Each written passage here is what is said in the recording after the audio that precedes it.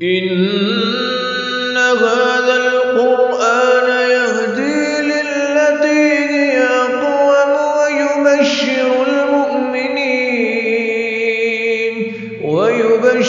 المؤمنين الذين يعملون الصالحات أن لهم أجرا كبيرا. بسم الله الرحمن الرحيم نحمده ونصلي ونسلم على رسوله الكريم وأشهد أن لا إله إلا الله وحده لا شريك له وأشهد أن محمدا عبده ورسوله أما بعد. آج گزشتہ ترتیب کے اعتبار سے ہماری یہ 80 نمبر کلاس ہے. قرآن مجید کی تفسیر کو ہم پڑھتے ہوئے آ رہے ہیں اور آج ہم اس میں سورۃ النمل کی آیت نمبر 15 سے شروع کرنا ہے.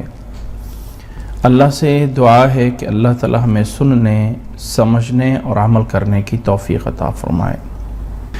سورۃ نمل، یہاں سے موسیٰ علیہ السلام کے واقعے کے بعد آگے جو ہے اب دوسرا واقعہ شروع ہوتا ہے سلیمان علیہ السلام کا. اللہ تعالیٰ نے فرمایا ہے اس سے آگے وَلَقَدْ آتَيْنَا داود وسلیمان علما وقال الحمد للہ الذی فضلنا علی کثیر من عباده المؤمنین. یہاں پہ اللہ تعالیٰ نے بیان فرمایا ہے، تھوڑا سا اس چیز کا بیان دیا ہے.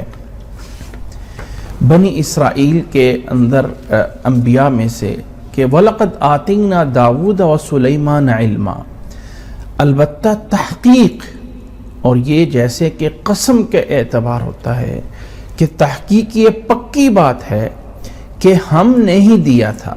آتینا، ہم نے عطا کیا تھا داود علیہ السلام کو اور سلیمان علیہ السلام کو علم. وقال الحمدللہ، وقالا، اور ان دونوں نے کہا تھا، دونوں نے فرمایا تھا الحمدللہ، تمام تعریفیں اللہ کے لیے ہیں.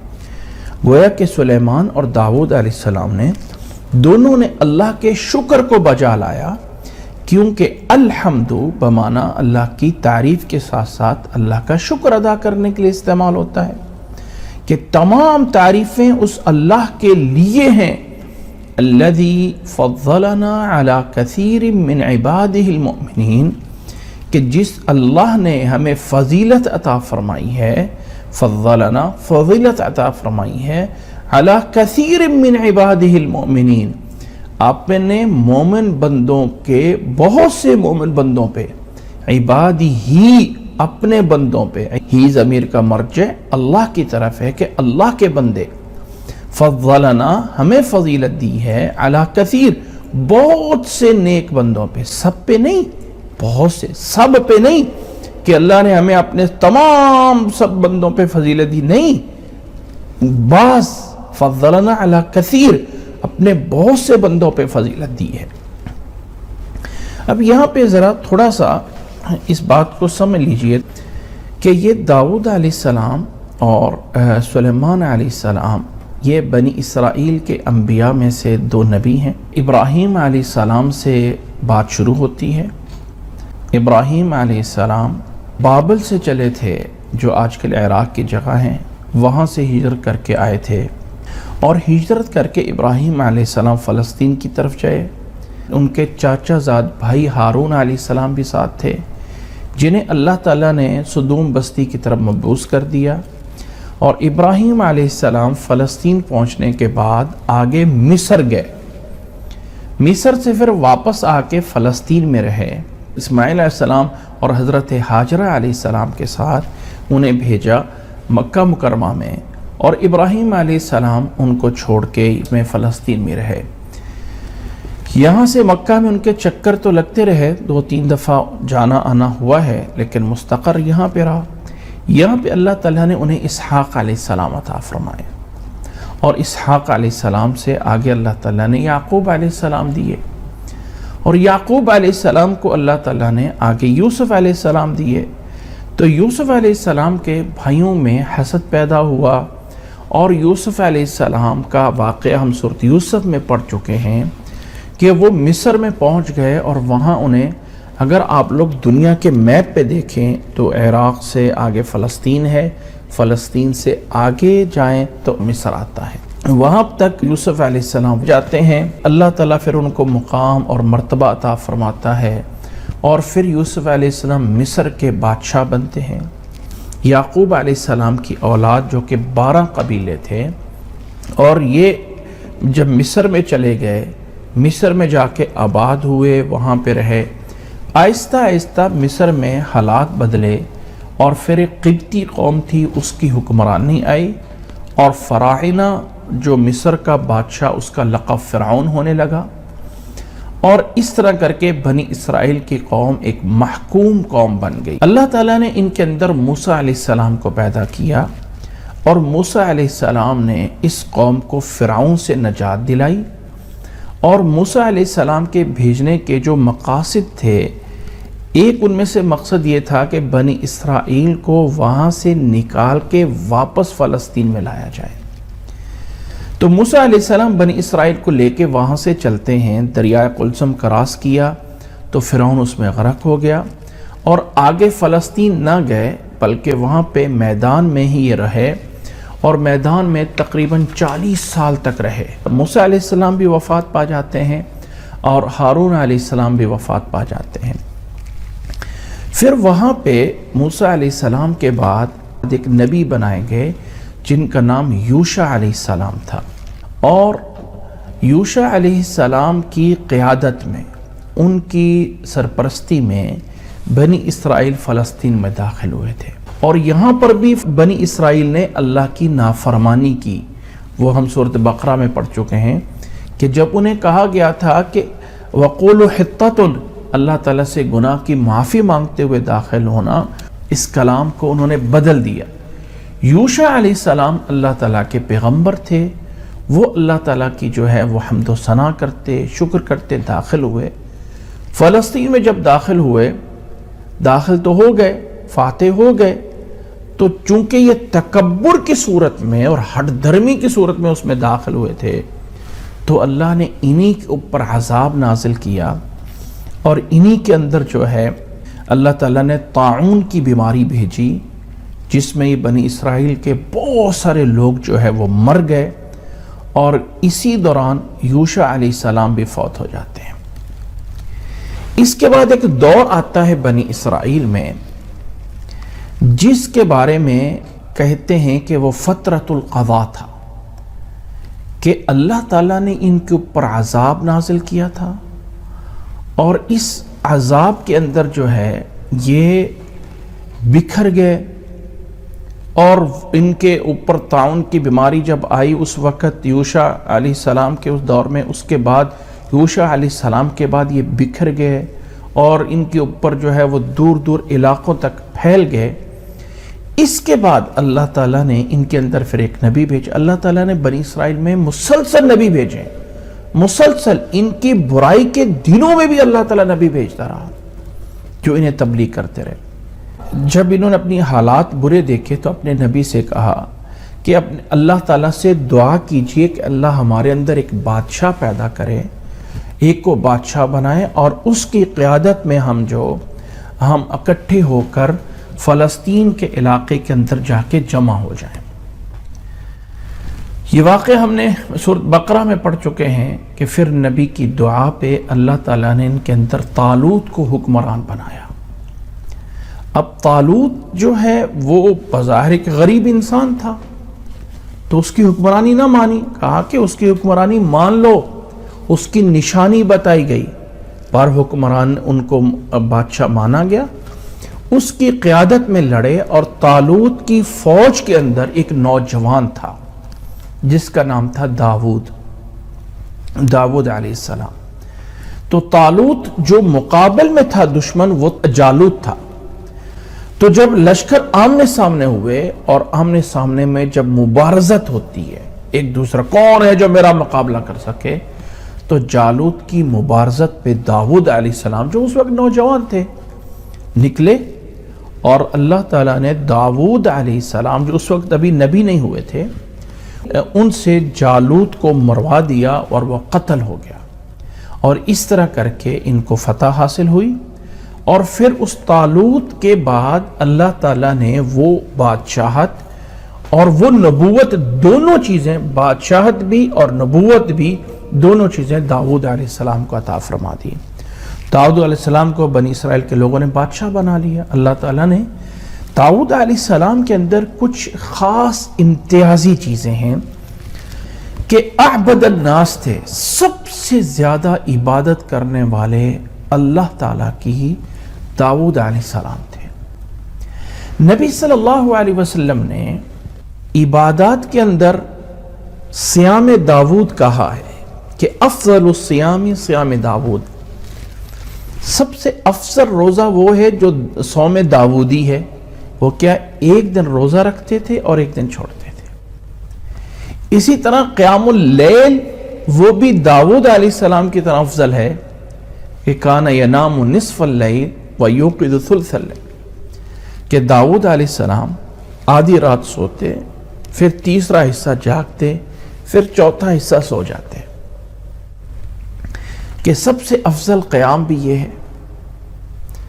اور اسی طرح داؤد علیہ السلام کو جو اللہ تعالیٰ نے کتاب عطا فرمائی، زبور، وہ کتاب اللہ کی تعریفات تھی، اور اللہ تعالیٰ نے داؤد علیہ السلام کو ایک ایسا لہجہ یا ایسی زبان عطا فرمائی تھی جو ایک سریلی زبان، اور اس زبان میں اتنا سریلا پن تھا، اتنا سریلا پن تھا کہ داؤد علیہ السلام جب زبور کی تلاوت کر رہے ہوتے تھے تو ہوا میں چلتے ہوئے پرندے بھی رک جاتے تھے، داؤد علیہ السلام کے ساتھ وہ پرندے بھی گنگنانے لگ جاتے تھے، ترنم میں آ جاتے تھے، اور پہاڑ جمادات بھی ان کے ساتھ جو ہے اس چیز میں جھومنے لگ جاتے تھے۔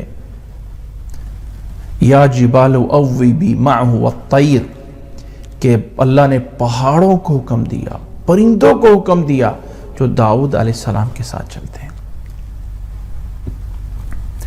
یہ تاریخی واقعات ہیں، کوئی اس میں صحیح روایت نہیں کہ جب داؤد علیہ السلام فوت ہوئے تو ان کے جنازہ جب ہوا تو انسانوں کے علاوہ اتنے پرندے جمع ہو گئے تھے کہ سارا کا سارا نیچے اندھیرا چھانے لگ گیا تھا۔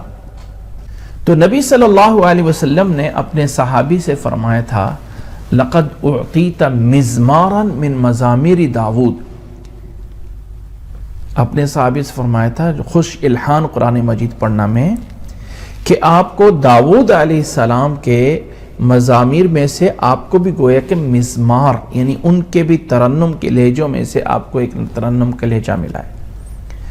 تو اللہ کے نبی صلی اللہ علیہ وسلم نے خوش الہانی کو داؤد علیہ السلام کے ساتھ جوڑا، اور روزے کو داؤد علیہ السلام کے ساتھ جوڑا، رات کے قیام کو داؤد علیہ السلام کے ساتھ جوڑا، کہ اللہ تعالیٰ کی بہت عبادت کرنے والے تھے۔ اور داؤد علیہ السلام جب فوت ہوئے تو ان کے بعد ان کی یہ وراثت میں سلیمان علیہ السلام آتے ہیں۔ اب انبیاء کی وراثت جو ہے وہ کوئی مال اور دولت نہیں ہوتی ہے، انبیاء کی کوئی وراثت نہیں ہوتی ہے۔ نبی صلی اللہ علیہ وسلم نے فرمایا تھا نحن معشر الانبیاء لا نرث ولا نورث ما ترکناہ فہو صدقۃ۔ آپ صلی اللہ علیہ وسلم نے فرمایا تھا کہ ہم انبیاء کی جماعت یہ ہے کہ ہم جو بھی چھوڑ کے جائیں وہ سارا کا سارا صدقہ ہوتا ہے، اس میں کوئی چیز ایسی نہیں ہوتی ہے جو وراثت ہوتی ہے، یعنی جیسے مال کی وراثت ہے یہ انبیاء پہ نہیں ہوتی ہے۔ تو انبیاء کی وراثت کیا ہے؟ وہ علم ہے۔ اب یہاں آ رہا ہے نا آیت نمبر 16، اس اگلی آیت میں وَوَرِثَ سُلَيْمَانُ دَاوُودَ، سلیمان علیہ السلام داؤد علیہ السلام کے وارث بنے، کس میں؟ اس علم میں، کیونکہ اگر مال میں وراثت ہے تو سلیمان علیہ السلام اکیلے بیٹے تو داؤد علیہ السلام کے تھے نہیں، ان کے اور بھی بیٹے تھے، تو سلیمان علیہ السلام کا وراثت میں ہونا وہ بادشاہت، اور وہ اللہ تعالیٰ نے ان کو جو بادشاہت عطا فرمائی تھی اور جو اللہ تعالیٰ نے نبوت عطا فرمائی تھی وہ سلیمان علیہ السلام کی طرف منتقل ہوتی ہے۔ جب سلیمان علیہ السلام بادشاہ بن جاتے ہیں تو سلیمان علیہ السلام کو اللہ تعالیٰ نے ایسی بادشاہت عطا فرمائی کہ قیامت تک ان سے پہلے ان کی طرح کا کوئی بادشاہ نہیں بنا، اور قیامت تک بعد میں بھی ان کی طرح کا کوئی بادشاہ نہیں بنے گا۔ اللہ تعالیٰ نے داؤد علیہ السلام کے لیے تو لوہے کو نرم کر دیا تھا کہ جیسے ہم پیپر کو اس مولڈ کر دیتے ہیں، پیپر کو موڑ توڑ لیتے ہیں، داؤد علیہ السلام لوہے کو اپنے ہاتھوں سے موڑ توڑ کے زرے بناتے تھے اور ان کو بیچ کے اپنے لیے جو ہے وہ رزق حلال کماتے تھے۔ نبی ہونے کے ساتھ ساتھ، بادشاہ ہونے کے ساتھ ساتھ داؤد علیہ السلام زرے بناتے تھے۔ زرہ ہوتا ہے جو کہ جنگ میں پہننے والا لباس ہے، وہ بنا کے بیچتے تھے اور اس سے رزق حلال جو ہے وہ کھاتے تھے۔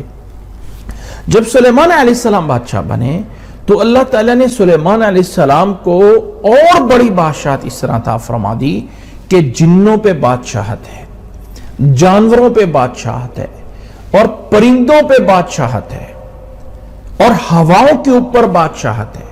ہوائیں سلیمان علیہ السلام کے حکم سے چلتی ہیں، اور اللہ تعالیٰ نے سلیمان علیہ السلام کو جانوروں کی بولنے کا جو ہے وہ بھی سکھا دی، جانوروں کی بولی سمجھتے تھے۔ یہ بادشاہت اللہ تعالیٰ نے سلیمان علیہ السلام کو عطا فرمائی۔ اب یہاں پہ اللہ تعالیٰ بیان فرما رہا ہے کہ اے لوگو، یہ قرآن اللہ کی طرف سے ہے، اور اس قرآن میں تمہیں بتایا جا رہا ہے کہ ہم نے داؤد علیہ السلام کو اور سلیمان علیہ السلام کو علم عطا فرمایا تھا۔ وہ کچھ نہیں تھے، ہم نے انہیں یہ علم عطا فرمایا تھا۔ وہ بہت کچھ اللہ کے حکم سے سب کچھ بنے۔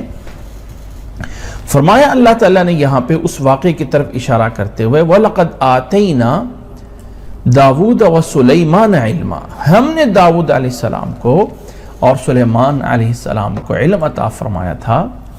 وقالا، اور ان دونوں نے کہا تھا، الحمدللہ الذی فضلنا علی کثیر من عبادہ المؤمنین، اس اللہ کا بہت بڑا احسان ہے۔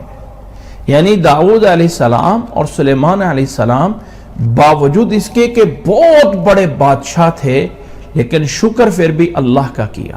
تمام تعریفیں اللہ کے لیے ہیں۔ ان الفاظ کے بارے میں بہت تفصیل سے پڑھ چکے ہیں کہ لفظ الحمدللہ یہ اللہ کی تعریف بھی ہے اور اللہ کا شکر بھی ہے۔ اور شکر بجا لایا جاتا ہے، شکر بجا لانے کے کتنے طریقے ہیں، کتنے انداز ہیں شکر بجا لانے کے؟ شکر بجا لانے کے 3 طریقے ہیں۔ نمبر 1 دل سے، نمبر 2 زبان سے، اور نمبر 3 عمل سے۔ دل سے یہ ہے کہ اللہ کی جتنی نعمتیں ہیں میرے اوپر، میں اس لائق نہیں تھا یا میں اس قابل نہیں تھا کہ اللہ مجھے اتنا کچھ دیتا، یہ محض اللہ کا میرے اوپر احسان ہے کہ اللہ نے مجھے اتنا کچھ دے دیا۔ اور دوسرا سٹیپ ہے زبان سے اقرار کرنا، الحمدللہ الحمدللہ الحمدللہ، اللہ کا لاکھ لاکھ شکر ہے۔ اس کا مفہوم یہ بیان کیا گیا تھا کہ زبان سے شکوہ نہیں ہونا چاہیے، اور عمل سے کیا ہے کہ اللہ کی نعمت کو اللہ کی نافرمانی میں نہ لگایا جائے۔ یہ 3 طریقوں سے شکر ادا ہوتا ہے۔ تو داؤد اور سلیمان علیہ السلام نے فرمایا الحمدللہ الذی فضلنا علی کثیر من عبادہ المؤمنین، انہوں نے اپنی اس عظمت کا شکر ادا کیا اپنے رب کے سامنے۔ تو اللہ نے فرمایا وَوَرِثَ سُلَيْمَانُ دَاوُودَ، اب سلیمان علیہ السلام داؤد علیہ السلام کے وارث بنے، کس کے اندر؟ نبوت میں، اور اس نبوت اور علم کے اندر اور حکمت میں۔ نہ یہ ہے کہ دنیاوی مال و اسباب میں وارث بنے، انبیاء کی وراثت دنیاوی مال و اسباب نہیں ہوتی۔ مریم علیہ السلام کی واقعے میں سورۃ مریم میں بھی ہم نے یہ بات پڑھی تھی کہ حضرت زکریا علیہ السلام اللہ تعالیٰ سے جو دعا کرتے ہیں وَإِنِّي خِفْتُ الْمَوَالِيَ مِنْ وَرَائِي وَكَانَتِ امْرَأَتِي عَاقِرًا فَهَبْ لِي مِن لَّدُنْكَ وَلِيًّا يَرِثُنِي وَيَرِثُ مِنْ آلِ يَعْقُوبَ وَاجْعَلْهُ رَبِّ رَضِيًّا، يَرِثُنِي، میرا وارث بنے، کس میں؟ میرے علم میں، میری اس دعوت میں، میرے اس منہج میں، میرے اس انداز میں۔ اچھا، یہاں پہ میں نے پیچھے ایک چھوٹی سی بات بیان کی ہے ضمناً کہ داؤد علیہ السلام کے جب جنازہ ہوا تو اتنے پرندے جمع ہوئے۔ یہاں میں نے ایک لفظ بولا ہے، آپ لوگ پلیز اس لفظ کو فالو کیا کریں کہ یہ تاریخی بات ہے، اس کی کوئی میرے پاس اور دلیل نہیں ہے۔ آگے اللہ تعالیٰ نے فرمایا ہے کہ داؤد علیہ السلام کے وارث سلیمان علیہ السلام بنے۔ وقال یا ایھا الناس علمنا منطق الطیر، کہ سلیمان علیہ السلام وارث بنے اور انہوں نے لوگوں کو بتایا کہ لوگوں علمنا، ہمیں سکھایا گیا ہے، یعنی ہمیں سلیمان علیہ السلام کو سکھایا گیا منطق الطیر۔ منطق الطیر کا مطلب یہ نہیں ہے کہ انہیں صرف پرندوں کی آوازیں سکھائی گئی۔ اب یہاں پہ تو صرف پرندے بولیں گے نا، طیر مانا پرندے، منطق مانا بولی، وہ سکھائی گئی ہے۔ تو کیا باقی جانوروں کی بولی نہیں تھی، صرف پرندوں کی تھی؟ اب آگے چل کے انہی آیات میں آتا ہے کہ سلیمان علیہ السلام کا واقعہ شروع ہوتا ہے اور اس میں چیونٹی کی بولی وہ سمجھ گئے۔ جو زمین پہ رینگنے والی چیونٹی ہے وہ طائر تو نہیں ہے نا، طیرن تو نہیں ہے نا، پرندہ تو نہیں ہے نا۔ تو یہاں پہ پرندوں کی آوازیں کیوں بتایا گیا؟ کہ پرندوں کی خاص طور پہ باقی آوازیں بھی تھیں، لیکن پرندے جو ہمارے سامنے خاموش ہوتے ہیں، ان کی بھی ایک منطق ہے اور ان کی بھی ایک بولی ہے جو وہ جانتے تھے۔ یعنی جز بول کے کل مراد لیا گیا، ایک چیز بتا کے سب چیزیں مراد لی گئی ہیں۔ یہ نہیں ہے کہ صرف انہیں پرندوں کی بولی سکھائی گئی تھی اور باقی کی نہیں سکھائی گئی تھی۔ اور فرمایا وَأُوتِينَا مِن كُلِّ شَيْءٍ، اور اللہ تعالیٰ نے ہر چیز ہمیں عطا فرمائی ہے، ہر چیز اللہ تعالیٰ نے سلیمان علیہ السلام کو عطا فرمائی۔ اور فرمایا إِنَّ هَذَا لَهُوَ الْفَضْلُ الْمُبِينُ، یہ اللہ تعالیٰ کی طرف سے بہت بڑا واضح فضل ہے، یہ اللہ تعالیٰ کی طرف سے کھلا فضل ہے کہ اللہ نے ہمیں یہ عطا فرمایا ہے۔ وَحُشِرَ لِسُلَيْمَانَ جُنُودُهُ مِنَ الْجِنِّ وَالْإِنسِ وَالطَّيْرِ، کہ سلیمان علیہ السلام کا جو لشکر تھا، جو ان کی اپنی ایک فوج تھی، لشکر تھا، وہ جمع ہوا، وہ اکٹھا ہوا تھا ان کے پاس۔ جنودہ من الجن، جنوں میں سے بھی، والانس اور انسانوں میں سے بھی، والطیر اور پرندوں میں سے بھی، فہم یوزعون، پس وہ الگ الگ انہیں جمع کیا جاتا تھا یا الگ الگ انہیں روکا جاتا تھا۔ یوزعون بمانا توزیع بھی عربی میں بولا جاتا ہے، حقوق توزیع یعنی اس کے تقسیم کرنے کے جو حقوق ہیں، عموماً بعض جگہوں پہ کتابوں پہ لکھا ہوا دیکھا ہوگا کہ اس کے حقوق توزیع جو ہیں، یعنی اس کو تقسیم کرنا، یعنی یہ صفت ان کی فوجوں کی ہے کہ بہت بڑا لشکر ہوتا تھا، جنوں سے، انسانوں سے، پرندوں سے، اور ان کی الگ الگ درجہ بندی ہوتی تھی، الگ الگ انہیں جمع ہوتے تھے، الگ الگ ان کی فوجیں بنائی گئی تھی۔ حتی اذا اتوا علی واد النمل، اب یہاں پہ اللہ تعالیٰ ایک واقعہ بیان فرماتے کہ جب ایک دفعہ کا ہے کہ یہاں تک کہ جب وہ پہنچے، آئے ایک چیونٹیوں کی وادی پہ، نمل ایک چیونٹی کی وادی پہ، ایک میدان میں آئے جہاں پہ بہت ساری چیونٹیاں تھیں۔ قالت نملۃ، ایک چیونٹی نے کہا دوسری چیونٹیوں سے آواز دے کے، یا ایھا النمل، اے چیونٹیوں اپنے گھروں میں داخل ہو جاؤ، لا یحتمنکم سلیمان وجنودہ، ایسا نہ ہو کہ سلیمان علیہ السلام اور اس کی فوج تمہیں جو ہے وہ روند ڈالیں، لا یحتمنکم، تمہیں کہیں روند نہ ڈالیں سلیمان علیہ السلام اور اس کا لشکر، وہم لا یشعرون، اور انہیں پتہ ہی نہ چلے۔ اب ذرا غور کیجئے اس لفظ سے لا یشعرون پہ۔ چیونٹی کا بھی عقیدہ یہ تھا کہ سلیمان بادشاہ ضرور ہیں، سلیمان اللہ کے جلیل القدر پیغمبر ضرور ہیں، لیکن وہ عالم الغیب نہیں ہیں۔ چیونٹی کہہ رہی ہے دوسری چیونٹیوں سے کہ اپنے گھروں میں، اپنے بلوں میں جا کے داخل ہو جاؤ، کہیں سلیمان علیہ السلام اور اس کا لشکر تمہیں کہیں روند نہ ڈالے کہ انہیں پتہ ہی نہ چلے، انہیں تمہارا پتہ ہی نہ ہو۔ اب ذرا غور کیجئے کہ چیونٹیوں کو بھی پتہ ہے کہ وہ ہمیں اس طرح روند ڈالیں گے کہ انہیں پتہ ہی نہیں ہوگا. اب یہ آواز جو چونٹی نے بولی، اللہ تعالیٰ نے یہ آواز سلیمان علیہ السلام تک ان کے کانوں میں پہنچا دی. سلیمان علیہ السلام اس کی بات سمجھ گئے. فَتَبَسَّمَ ضَاحِكًا مِّن قَوْلِهَا، سلیمان علیہ السلام اس چونٹی کی اس بات سے مسکرا دیے. اب یہ آواز کا پہنچنا، اب یہ آواز کا سمجھنا اللہ تعالیٰ کی بہت بڑی نعمت تھی. تو فرمایا وَقَالَ رَبِّ أَوْزِعْنِي أَنْ أَشْكُرَ نِعْمَتَكَ الَّتِي أَنْعَمْتَ عَلَيَّ. رَبِّ أَوْزِعْنِي پیچھے جو تھا نا یوزعون، اس وا زا اور عین پہ اگر حمزہ باب افعال داخل کر دیا جائے، اوزع کا معنی ہو جاتا ہے کسی کو توفیق دینا، کہ اس کے اوپر یہ اوزعنی ہو گیا جس کا معنی ہے کہ اے اللہ مجھے وہ چیزیں مجھ سے دور کر دے جو تیری نعمتوں کا شکر ادا کرنے سے مجھے روکتی ہوں. اس کا یہ معنی بن گیا کہ اے اللہ مجھے توفیق عطا فرما کہ میں تیری نعمتوں کا شکر ادا کروں. فرمایا رب اوزعنی، اے میرے رب. سلیمان علیہ السلام بات سنی چونٹی کی اور اپنے رب کی طرف متوجہ ہوئے، اے اللہ مجھے توفیق دے دے کہ میں تیری نعمتوں کا شکر ادا کروں. اشکر نعمتک التی انعمت علی وعلی والدی، جو مجھ پہ اور میرے والدین پہ کی ہیں. اور اللہ مجھے توفیق دے وَأَنْ أَعْمَلَ صَالِحًا تَرْضَاهُ، اور اللہ مجھے ایسا نیک اعمال کرنے کی توفیق دے دے جو تجھے پسند ہو، ترضاہ جو تجھے پسند ہو.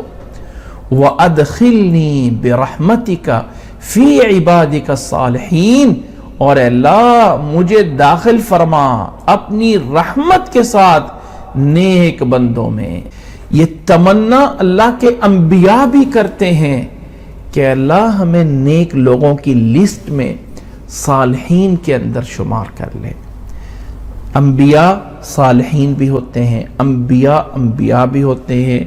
تو اللہ جو نیک بندے ان کے اندر یہ اپنی طرف سے ایک عاجزی اور انکساری بھی تھی.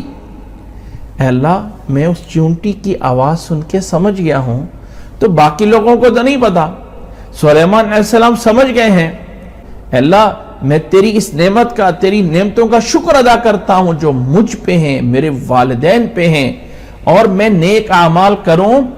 اے اللہ مجھے اس نیک اعمال کرنے کی توفیق عطا فرما جو تجھے پسند ہو، ترضاہ، اور اے اللہ مجھے نیک لوگوں میں شمار کر دے. وَأَدْخِلْنِي بِرَحْمَتِكَ فِي عِبَادِكَ الصَّالِحِينَ. یہاں سے ایک مسئلہ بھی لیا جاتا ہے کہ انسان اپنی طرف سے بھی شکر ادا کر سکتا ہے اور اپنے والدین کی طرف سے بھی شکر ادا کر سکتا ہے.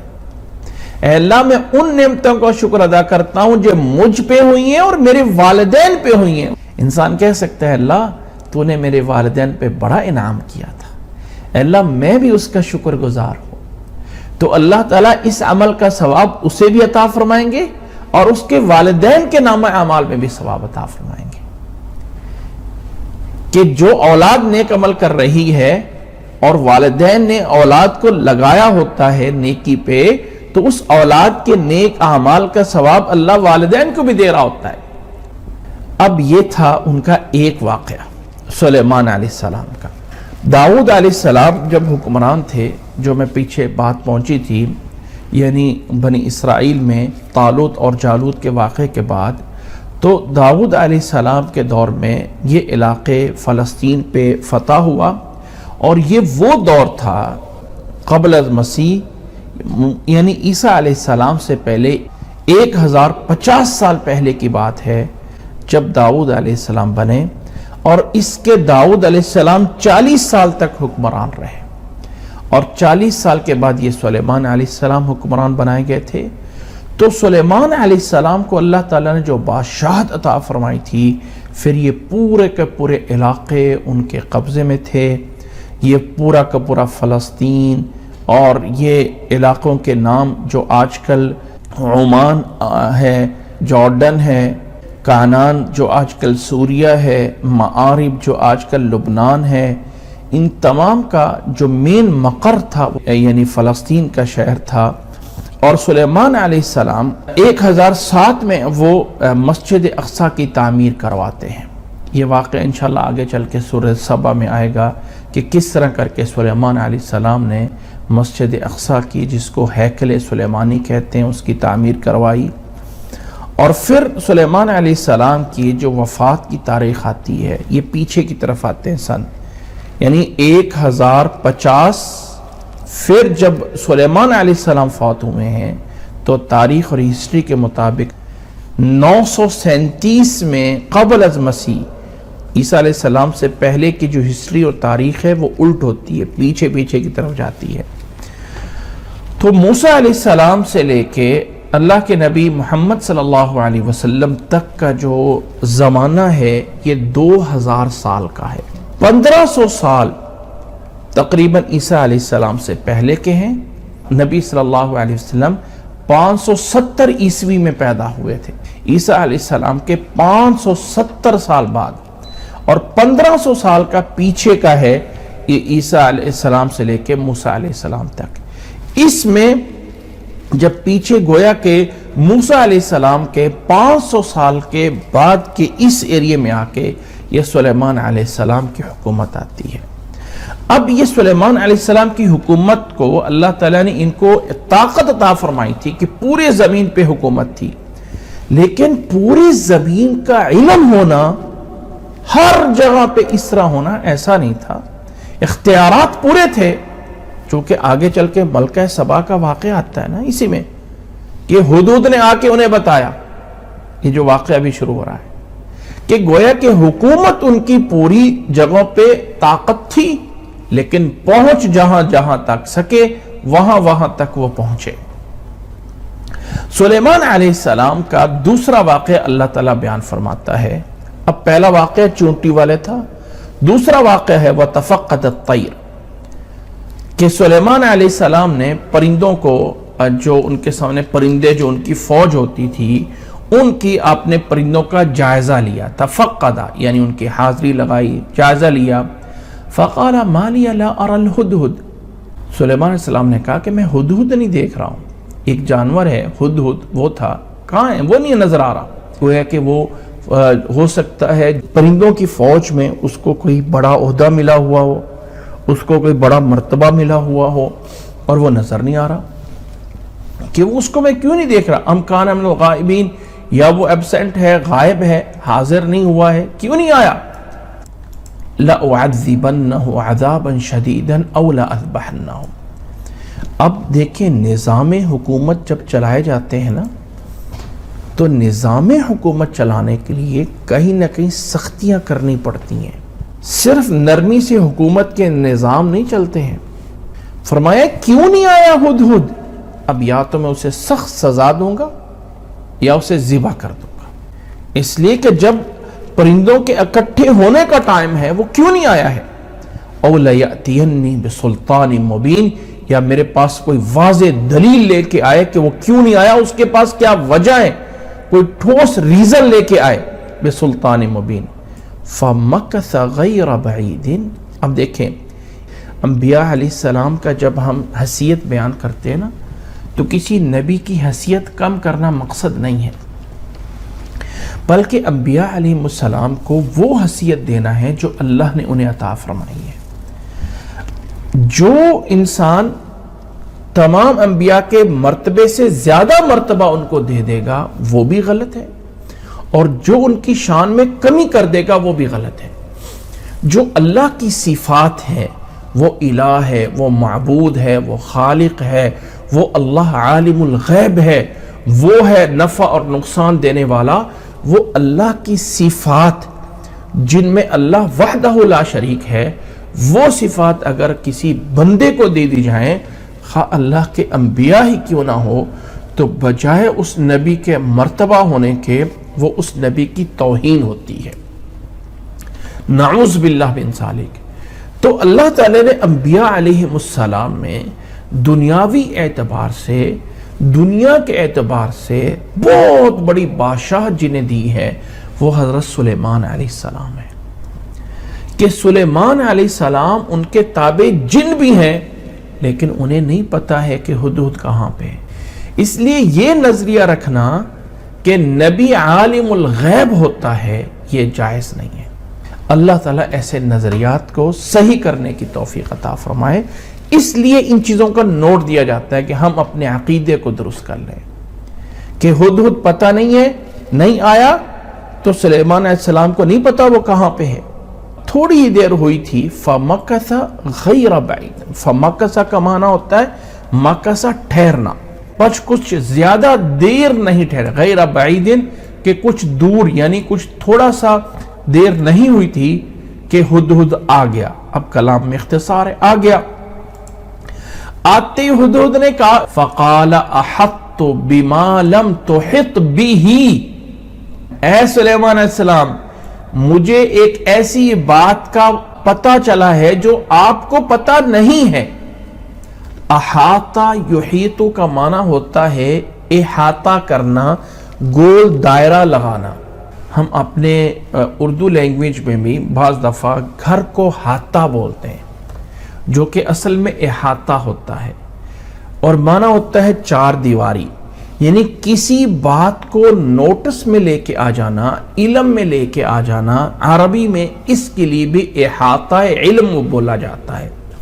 اور عربی میں آج کل بھی جو اپلیکیشن لکھی جاتی ہیں نا، درخواستیں، جیسے بچوں کو سٹارٹنگ میں کچھ اپلیکیشن لکھائی جاتی ہیں، درخواستیں عربی میں جو لکھی جاتی ہے اپلیکیشن، ٹیچر کو، کسی سکول کو، فلاں فلاں، احیطکم بعلم، وہاں پہ بھی احاطے کا لفظ استعمال ہوتا ہے۔ تو احاطہ یحیط کا معنی ہوتا ہے اپنے علم کے دائرے میں لے کے آنا، اس بات کو جان لینا۔ تو ہدہد نے آ کے کہا فقال احطت بما لم تحط به، میں ایک ایسی چیز کو جانا ہے جو آپ کو پتہ نہیں ہے سلیمان علیہ السلام۔ وجئتک من سبأ بنبأ یقین، اور میں سبا کی جگہ سے آیا ہوں ایک یقینی خبر لے کے۔ اصل میں ایک شخص کا نام تھا، یہ سورۃ سبا بھی اس نام پہ ہے، اس سے پھر آگے ایک قوم کا نام پڑا، اور اس سے پھر آگے ایک شہر کا نام پڑا۔ یہ یمن کے اندر صنعاء سے جو ہے دن کے فاصلے پہ تھا، جو آج کل معارب یمن کے نام سے جانا جاتا ہے۔ یہاں پہ یہ قوم سبا آباد تھی، جو اس وقت جو ہے وہ سبا کی ایک حکومت کہلائی، اور اس قوم کو بھی اللہ تعالیٰ نے بڑی شان اور شوکت عطا فرمائی تھی۔ سورۃ سبا میں جا کے اس کی تفاصیل آئیں تو کہ اب سلیمان علیہ السلام کا مقر دار الخلافہ فلسطین میں تھا، اور قوم سبا یمن میں ہے۔ درمیان میں اگر آپ دنیا کے نقشے پہ دیکھیں، میپ پہ دیکھیں، تو فلسطین سے پورا آج کل کا سعودیہ عربیہ پورا ایک کنارے سے لے کے دوسرے کنارے تک جو ہے وہ کراس کرنا ہے، اور پھر نیچے یمن میں آنا ہے۔ نبی صلی اللہ علیہ وسلم کے دور میں قریش کے دو سفر تھے، ایک مکہ سے شام کی طرف تھا اور ایک مکہ سے یمن کی طرف تھا۔ تو مکہ سے شام کی طرف فلسطین کا علاقہ، یہ سب شام میں آتا ہے، 1 مہینے کا سفر تھا، اور اسی طرح جنوب کی طرف جو ہے وہ بھی جو ہے وہ تقریباً وہ بھی 1 مہینے کا سفر تھا۔ تو گویا کہ فلسطین سے یمن اور سبا 2 مہینوں کا سفر تھا۔ وہاں سے یہ پرندہ دیکھ کے آیا ہے، اور وہاں تک ابھی گویا کہ سلیمان علیہ السلام کو خبر نہیں پہنچی تھی۔ فرمایا وَجِئْتُكَ مِن سَبَإٍ بِنَبَإٍ یقین، ایک پکی خبر لے کے آیا ہوں۔ اچھا، پکی خبر کیا ہے؟ کیا وہاں پہ کوئی دہشت گردی ہو رہی ہے؟ وہاں پہ کوئی کیا ہو رہا ہے؟ اصل کیا ہے؟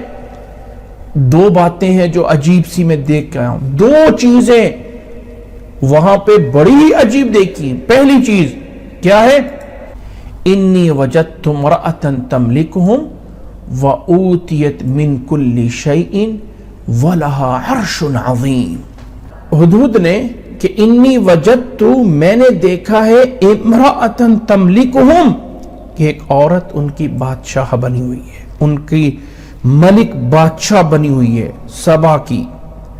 اور دوسرا کیا ہے؟ وَأُوتِيَتْ مِن كُلِّ شَيْءٍ، ہر چیز اس کے پاس ہے۔ اور تیسری وَلَهَا عَرْشٌ عَظِيمٌ، اور اس کا بہت بڑا جو ہے وہ تخت ہے۔ پہلی بات جو ہدہد کو بڑی اچنبے کی لگی، بڑی بری یعنی بڑی حیران کن بات لگی کہ عورت ہو کے حکمرانی کر رہی ہے۔ دیکھیں اللہ تعالیٰ نے جتنی بھی مخلوقات پیدا کی ہیں ہر ایک کو ایک مقام اور مرتبہ دیا ہے۔ جانوروں کی مثال لگا لو، ایک بھینس کو انسان جو ہے، ایک جانور بھینس ہے، اس کے لیے انسان جو ہے وہ ایک بیڈ لگا دے اور اس کے لیے اے سی لگا دے، اس کے لیے کمرہ بنا دے، یعنی ہر ایک جانور کا اپنی ایک جگہ ہے جہاں اس کو رکھا جاتا ہے۔ اللہ تعالیٰ نے ایک ڈیوٹی دی ہے، اللہ تعالیٰ نے اس میں کوئی شک نہیں کہ فضیلت عطا فرمائی ہے بنی نوع انسان کو، اور اللہ تعالیٰ نے فرمایا وَلَقَدْ كَرَّمْنَا بَنِي آدَمَ، سورۃ بنی اسرائیل میں ہم نے پڑھا کہ اللہ نے فرمایا ہم نے بنی آدم کو، انسان کو بڑی عزت دی ہے، اس میں مرد بھی ہے عورت بھی ہے۔ اور اللہ تعالیٰ نے یہ بھی بیان فرمایا ہے وَلَهُنَّ مِثْلُ الَّذِي عَلَيْهِنَّ، جیسے مردوں کے حقوق ہیں ایسے عورتوں کے بھی حقوق ہیں، لیکن کچھ ذمہ داریاں ہیں جو مرد کر سکتے ہیں وہ عورت نہیں کر سکتی، اور ان میں ایک چیز ہے حکمرانی، کسی حکومت کو چلانا، کسی ریاست کو چلانا۔ اس میں کوئی شک نہیں کہ انفرادی طور پہ، جزوی طور پہ ہو سکتا ہے کہ بہت ساری عورتیں مردوں سے زیادہ عقل مند ہوں، یقیناً ہو سکتا ہے، لیکن ایک مجموعی لحاظ سے مرد کو اللہ تعالیٰ نے ہمت زیادہ دی ہے، طاقت زیادہ دی ہے، صبر کرنے کا جو ہے وہ جذبہ زیادہ دیا ہے۔ آخر یاد رکھ لیں کہ دنیا کے اندر ایک نظام کو چلانے کے لیے لازم ہے کہ ایک کو حاکم اور ایک کو محکوم بنانا پڑے گا۔ یہ جو دنیا کے اندر ایک آواز بلند کی جا رہی نا، عورتوں کو مردوں کے برابر کیا جائے، برابر کیا جائے، بھائی اسلام نے جو برابری کا دیا ہے نا ضابطہ، وہ بہت بڑا ہے کہ عورت گھر کے اندر اس کی حکمرانی ہے، عورت گھر کے اندر ایک شہزادی ہے، اور عورت کے لیے اللہ تعالیٰ نے خامد کے ذمے لگایا کہ عورت کے کھانے پینے کا، رہنے کا ذمہ دار تو ہے۔ اور جدید نظریے کیا کہتے ہیں کہ عورت خود جا کے اپنے لیے کھانا پینا کھپائے۔ بھئی اسلام نے عورت کے اپنی جائیداد، اپنی جگیر، اپنی پراپرٹی ہو جو اس کو والدین کی طرف سے ملی ہو یا اس کو خامد نے گفٹ کی ہو، تب بھی اسلام کہتا ہے کہ عورت اپنے جو کچھ کرتی ہے پھر بھی خامد اس کے کھانے پینے کا ذمہ دار ہے۔ ایک پرانی بات ہے، ایک دفعہ ہمارے استادوں نے ہمیں سنائی تھی، ضیاء الحق کے دور میں پاکستان میں اسمبلی میں ایک بہت بڑی بحث ہوئی جب حدود کا قانون نافذ ہونے لگا، تو اب مرد کی دیت جو ہے وہ پوری ہے اور عورت کے قتل کی دیت جو ہے وہ آدھی ہے۔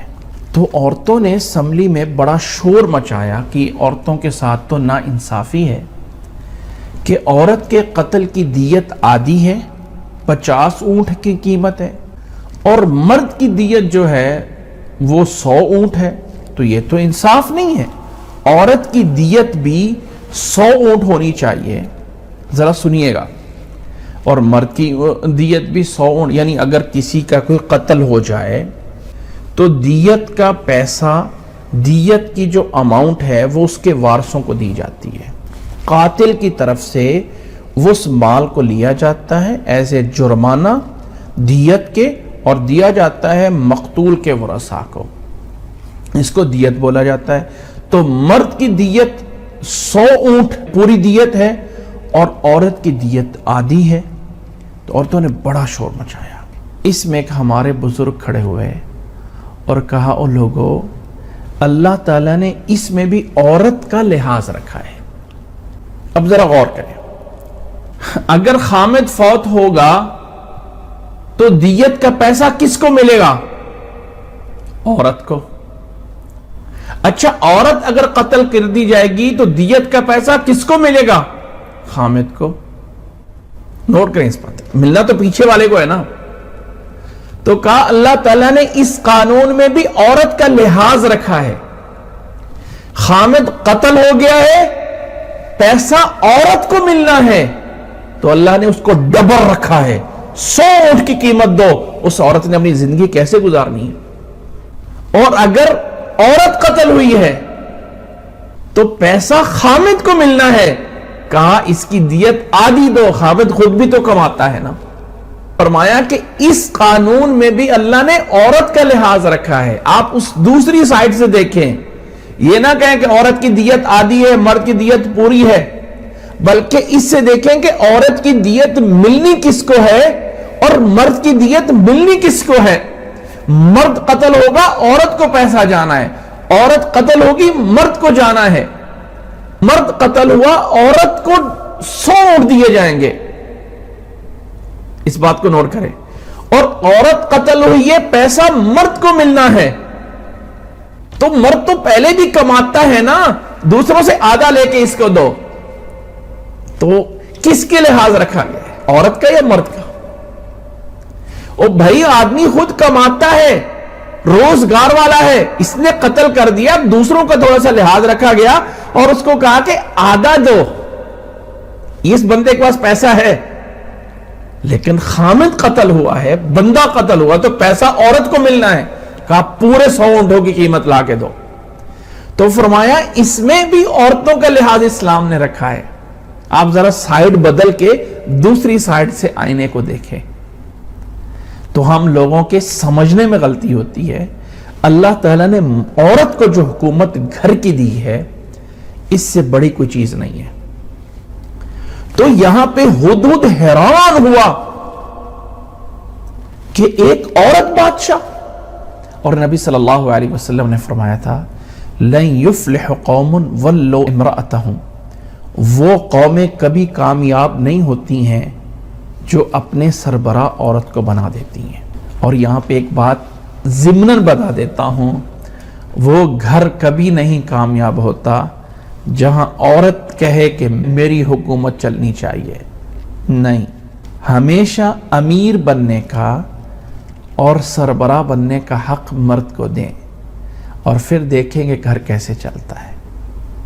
اپنے آپ کو دوسرے کے انڈر میں رہ کے کام کرنے کے لیے اپنا جذبہ بنائے, اور پھر دیکھیں کہ اللہ تعالیٰ کتنی رحمتیں اور برکتیں دیتا ہے. جو اطاعت کرنے میں اجر و ثواب ہے, وہ لیڈ کرنے میں اور قیادت کرنے میں نہیں ہے.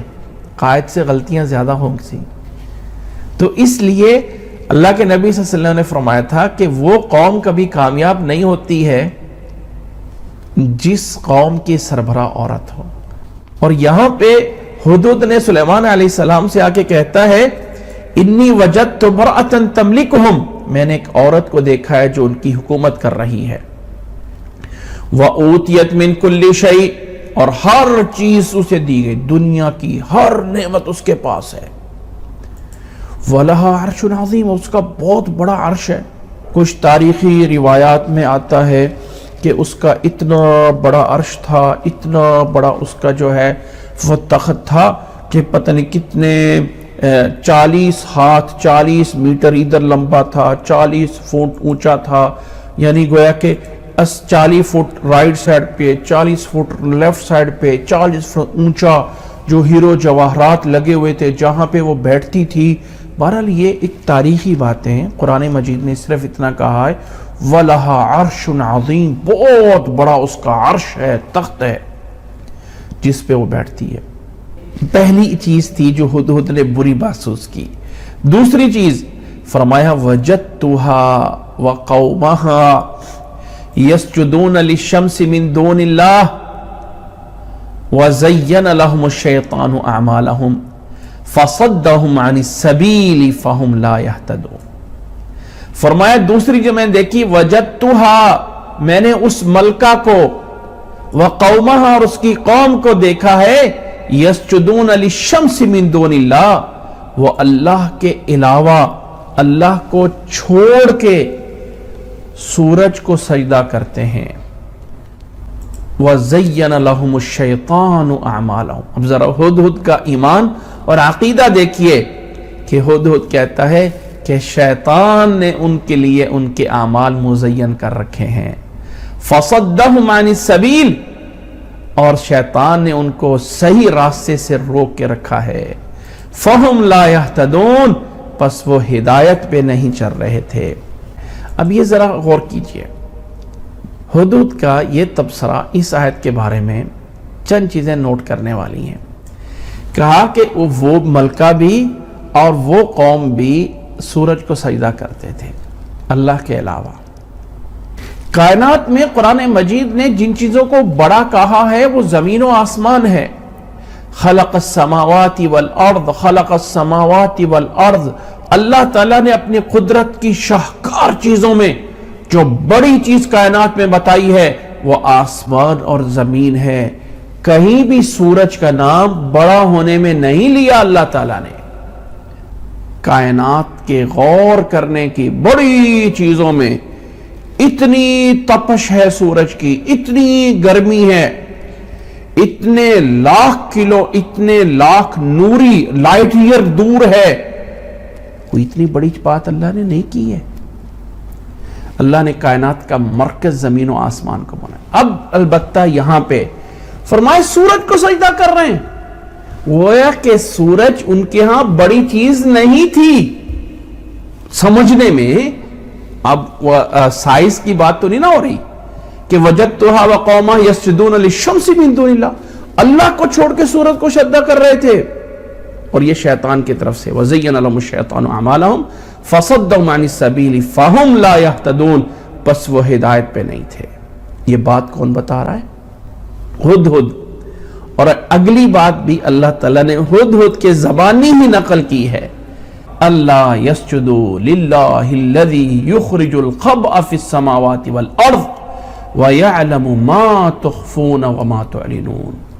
اللہ یہ کہ نہ سجدہ کیا جائے مگر اللہ کے لیے۔ کہا گیا ہے کہ یہاں پہ لا زائدہ ہے اور ان اصل میں ہے کہ ان یسجدوا للہ الذی، چاہیے یہ ہے کہ سجدہ کیا جائے اللہ کے لیے۔ کون؟ اللہ، الذی یخرج الخبء فی السماوات والارض، وہ اللہ جو آسمان اور زمین کی پوشیدہ چیزوں کو باہر نکالتا ہے، جو آسمان کے پوشیدہ چیزیں سے باہر نکالتا ہے، یخرج نکالتا ہے آسمان کی پوشیدہ چیزیں۔ کیا ہو سکتی ہیں؟ بارش برساتا ہے، نظر نہیں آ رہی لیکن آسمان سے بارش آ جاتی ہے۔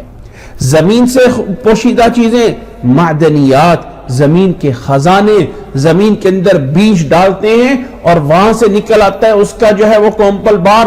اس اللہ کو سجدہ کرنا چاہیے جو اللہ زمین و آسمان، زمین و آسمان، ارض و سما، ارض و سما، یہاں شمس نہیں، زمین و آسمان کو نکالتا ہے۔ یہ نہیں کہا اس اللہ کو سجدہ کرنا چاہیے جس نے شمس کو پیدا کیا، وہ سورج کو پیدا کرتے ہیں، سورج کو سجدہ کرتے ہیں۔ فرمایا یہ نہیں، اس رب کو پوجا کرے جو زمین و آسمان کی چیزیں نکالتا ہے۔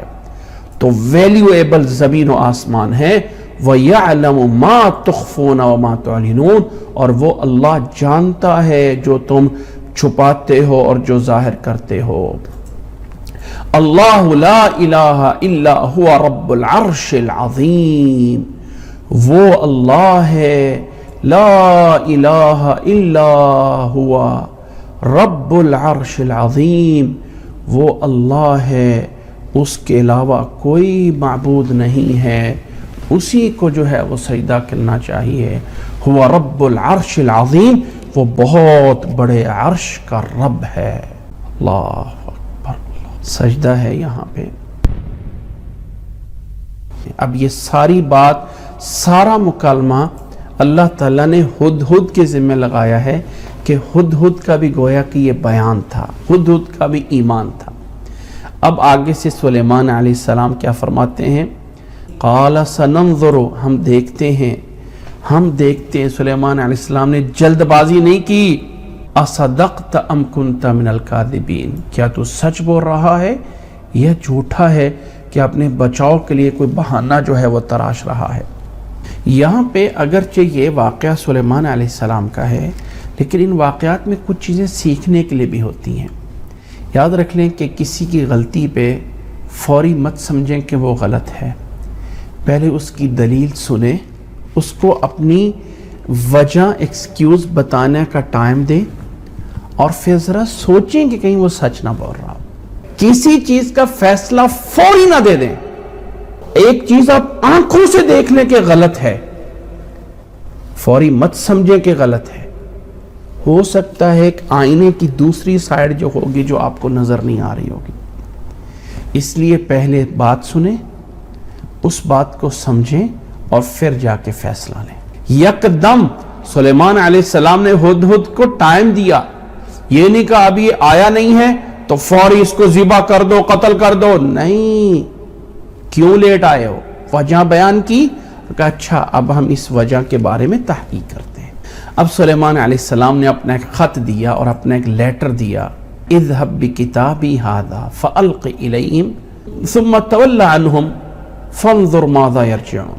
فرمایا کہ اذهب جا بکتابی، لے جا میری اس کتاب کو، میرے اس لیٹر کو، فالق الیہم، اور ان پہ ڈال دے، وہ قوم سبا ان تک پہنچا دے، ثم تول عنہم، پھر ان سے دور ہٹ کے دیکھ، فانظر ماذا یرجعون، پھر ان سے دور ہٹ کے یہ دیکھ کہ وہ اب کیا کرتے ہیں، وہ اس کے بارے میں کیا جواب دیتے ہیں۔ ماذا یرجعون، کتاب ایک پوری کتاب کو بھی بولا جاتا ہے اور ایک لکھے ہوئے ایک پیج کو بھی لیٹر کتاب بول دیا جاتا ہے۔ کتاب چاہ اور کتاب عربی میں کتابن بولا جاتا ہے، پوری بک کو بھی بولا جاتا ہے، اور ایک جو ہے میسج بھیجا گیا کسی ایک پیپر پہ، اس کو بھی کتاب بمعنی مکتوب ہوتا ہے، لکھا ہوا، گویا کہ میرا یہ لکھا ہوا پیغام ان پہ لے جا اور ان پہ ڈال، فَأَلْقِ إِلَيْهِمْ، ان کے اوپر ڈال دے، پھر دیکھ پیچھے مڑ کے کہ وہ جواب کیا دیتے ہیں۔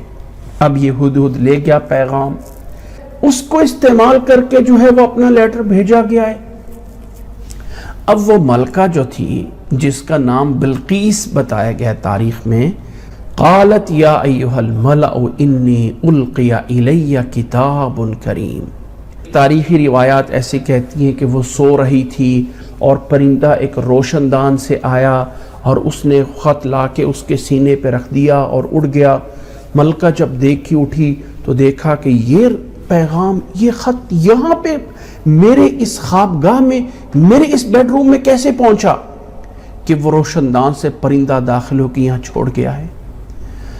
تو اس نے کہا یا ایھا الملأ، اے میرے سردارو، اے سردارو، میرے وزیروں اور مشیروں، انی القی الی کتاب کریم، میرے پاس ایک بہت باوقت کتاب و کریم، یعنی ایک عزت والا، ایک احترام والا خط میرے پاس پہنچا ہے۔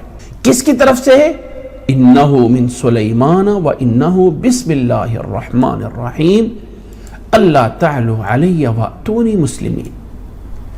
اس خط کا متن یہ ہے، اس میں لکھا ہوا یہ ہے کہ یہ سلیمان علیہ السلام کی طرف سے ہے، اور خط ہے بسم اللہ الرحمن الرحیم سے، اور اس خط کا آرڈر یہ ہے اللہ تعالی علیہ واتونی مسلمین، تم میرے سامنے سرکشی نہ کرو اور مسلمان ہو کے میرے سامنے حاضر ہو جاؤ۔ یہ ہے ایک پیغام اس خط کے اندر جو ڈالا گیا۔ اب یہاں پہ آگے چلنے سے پہلے ذرا اس پیغام کو دیکھ لیں اور پھر ہم آگے چلتے ہیں۔ خط آ گیا، میری قوم کے لوگوں یہ پیغام ہے جو پہنچا ہے۔ اچھا کس کی طرف سے ہے؟ سلیمان کی طرف سے، اس میں خط میں لکھا ہوا تھا۔ یہاں پہ نبی صلی اللہ علیہ وسلم کے بھی اگر ہم خطوط دیکھتے ہیں تو بڑے مختصر اور جامع پیغام ہوتے ہیں، لمبی لمبی باتیں نہیں کی جاتی ہیں۔ اللہ کے نبی صلی اللہ علیہ وسلم کے جو خط بادشاہوں کی طرف جاتے وہ بڑے مختصر سے، السلام علی من اتبع الہدی، سلام ہو ان لوگوں پہ جو ہدایت کی پیروی کریں گے، اور یہ محمد صلی اللہ علیہ وسلم کی طرف سے ہے، ایمان لے آؤ تو اب بچ جاؤ گے، ماننے والوں کا بھی اجر تمہارے ذمہ ہوگا، اور نہیں مانو گے تو لوگوں کا گناہ بھی تمہارے اوپر ہوگا۔ اسلم تسلم یؤتیک اللہ اجرک مرتین۔ یہ اس طرح کے خطوط، سلیمان علیہ السلام کا خط کیا ہے؟ بسم اللہ الرحمن الرحیم اللہ تعالی علیہ واتونی مسلمین، بس سرکشی نہ کرو اور مسلمان ہو کے آ جاؤ، کوئی تیسرا پیغام نہیں ہے۔ تم یہ کرتے ہو، تم وہ کرتے ہو، تم یہ ہو، فلاں ہو، تو جتنے بھی کلام مختصر ہوتی ہے اتنا ہی اس کے اندر فائدہ زیادہ ہوتا ہے۔ لمبی لمبی کلام لکھنا، لمبی لمبی باتیں لکھنا، یہ فائدہ مند نہیں ہوتی۔ ایک بات دوسری بات یہاں سے سمجھ لینی چاہیے کہ یہ واحد صورت ہے قرآن مجید کی جس کے اندر بسم اللہ الرحمن الرحیم آیا ہے، کہ یہ جو سلیمان علیہ السلام کا پیغام تھا گویا کہ بسم اللہ الرحمن الرحیم اس وقت بھی تھی۔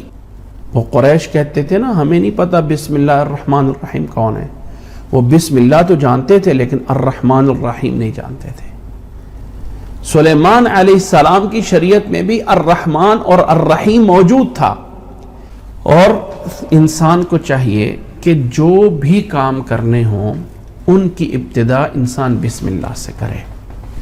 اب یہاں پہ ایک مسئلہ سمجھ لیجئے، وہ یہ ہے کہ ہر کام کی ابتدا بسم اللہ سے ہونی چاہیے، پورا بسم اللہ یا بسم اللہ الرحمن الرحیم، یعنی بسم اللہ صرف ان دو ورڈ سے یا الرحمن الرحیم بھی ساتھ شامل کرنا ہے۔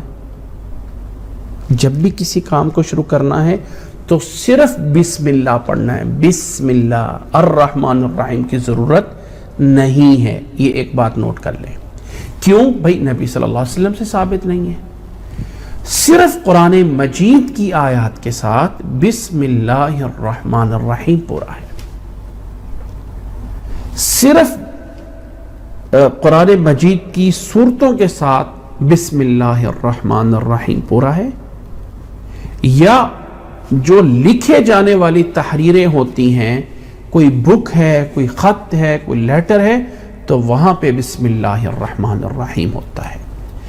اس کے علاوہ کھانا ہے، پینا ہے، اٹھنا ہے، بیٹھنا ہے، دینا ہے، لینا ہے، وضو کے شروع میں بھی بسم اللہ صرف اتنا ہے، الرحمن الرحیم نہیں ہے۔ کھانے کے شروع میں بھی صرف بسم اللہ ہے۔ کچھ لوگ کہتے ہیں بھئی الرحمن الرحیم پڑھ لیں تو کیا حرج ہے؟ دین میں کیا حرج کی بات نہیں چلتی ہے۔ اللہ کے نبی صلی اللہ علیہ وسلم بھی تو پڑھ سکتے تھے نا، جب نہیں پڑھا تو نہیں پڑھنا، کیا حرج کی بات نہیں چلتی ہے۔ جتنا کیا اتنا کرنا عبادت ہے، جس کو چھوڑا اس کا چھوڑنا عبادت ہے۔ اور یہاں پہ ایک حدیث سمجھ لیں، نبی صلی اللہ علیہ وسلم کی طرف سے ایک حدیث آئی ہے، کل کلام او امر ذی بال لا یفتتح بذکر اللہ فہو ابتر او اقطع، یا کچھ روایات میں بسم اللہ فہو اقطع و ابتر۔ ہر کوئی معاملہ، ہر کوئی کام، ہر کوئی چیز جو شان اور مرتبے والی ہو، اہمیت والی ہو، اور اس کے شروع میں بسم اللہ نہ ہو تو وہ بے برکتی ہو جاتی ہے۔ یہ حدیث ضعیف ہے، اللہ کے نبی صلی اللہ علیہ وسلم سے یہ حدیث ثابت نہیں ہے، کل امر والی۔ لیکن بسم اللہ پڑھنا ہے، اس کی مشروعیت کہاں سے، اس کی دلیل کیا ہے؟ نبی صلی اللہ علیہ وسلم کا پڑھنا، اللہ کے نبی صلی اللہ علیہ وسلم پہ جو قرآن مجید نازل ہوا ہے ہر سورت کے شروع میں بسم اللہ ہے۔ اسی طرح اللہ کے نبی صلی اللہ علیہ وسلم نے جو دنیا کے بادشاہوں کو خطوط لکھے تھے شروع میں بسم اللہ ہوتی تھی، اس لیے بسم اللہ جو ہے وہ لکھا جاتا ہے۔ یہ حدیث اگر کہیں سے کوئی بیان کر دے آپ کے سامنے کہ جس چیز پہ بسم اللہ نہیں پڑھی جائے گی وہ بے برکتی ہو جائے گی، یہ روایت سندن ضعیف ہے۔ لیکن بسم اللہ پڑھنا یہ الگ سے نبی صلی اللہ علیہ وسلم سے موجود ہے، مسنون ہے۔ اور یہاں پہ ایک بات سمجھ لیجئے، کھانے کے شروع میں بسم اللہ پڑھنا ثواب کا کام ہے، سنت ہے یا کچھ اور بھی ہے؟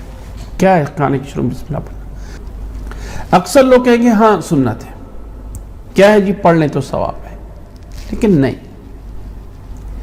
کھانے کے شروع میں بسم اللہ پڑھنا نبی صلی اللہ علیہ وسلم کا آرڈر ہے، سم اللہ وکل بیمینک۔ نبی صلی اللہ علیہ وسلم نے آرڈر دیا تھا کھانے سے پہلے بسم اللہ پڑھ اور دائیں ہاتھ سے کھا۔ ہم نے سنت کہہ کے اس کی ویلیو گھٹا دیتے ہیں، سمجھتے ہیں کہ کر لو تو نیک کام ہے، نہیں کرو گے تو کیا حرج ہے، کر لو گے تو نیک کام ہے، نہیں کرو گے تو کون سا کوئی گناہ ہے۔ لیکن ایسا نہیں ہے، کچھ ایسے کام ہیں جن کو ہم نے سنت کہہ کے ان کی ویلیو کم کر دی ہوئی ہے۔ جس پہ نبی صلی اللہ علیہ وسلم کا آرڈر آ جائے اس کی نافرمانی کرنا گناہ ہوتا ہے، اور جس کی نافرمانی کرنا گناہ ہوتا ہے اس کا کرنا فرض ہوتا ہے۔ تو کھانے سے پہلے بسم اللہ پڑھنا سنت نہیں ہے، ثواب نہیں ہے، بلکہ آرڈر ہے، لازم ہے، فرض ہے، نہیں کریں گے تو گنہگار ہوں گے۔ بسم اللہ، بس اتنا سا 2 ورڈ۔ اور اسی طرح دائیں ہاتھ سے کھانا۔ ہم عموماً سیدھے ہاتھ سے کھا رہے ہوتے ہیں، الٹے ہاتھ سے پی رہے ہوتے ہیں، جب کوئی پرابلم بھی نہیں ہوتی پھر بھی الٹے ہاتھ سے پانی پی لیتے ہیں، نہیں، یہ غلط ہے۔ اپنے بچوں کو، اپنے آپ کو اس بات پہ عادت ڈالیں کہ سیدھے ہاتھ سے کھانا ہے اور بسم اللہ کہنا ہے۔ تو بہرحال بسم اللہ عام معاملات میں صرف بسم اللہ بولا جاتا ہے۔